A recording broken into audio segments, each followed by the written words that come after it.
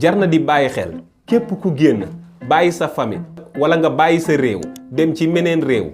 nga xam bu baax nan nga fay toogee xam ci li ngay dugg xam ci li ngay def xam ci li ngay wax foo mën di toll ngay bàyyi xel ni ron sori sañu xóor du ko taxam maase akum ngeer kon vidéo tey bi fii la ñu koy yemale di leen jox rendez-vous balaa yàgg ci beneen vidéo incha allah lépp lu la ci jaaxal nag laaj ma ko ci commentaire yi ma gën koo leeral bu fekkee am na nag beneen baatu wolof maanaam aw léebu woo xam ni bëgg nga ñu indi ci ay leeral toj ko wax ñu ko ci commentaire yi incha allahu rabbi dinañu ñëw faram fàcce ko ba mu gën a leer ci yéen jàmm ak jàmm ba beneen yoon ci beneen vidéo incha allah.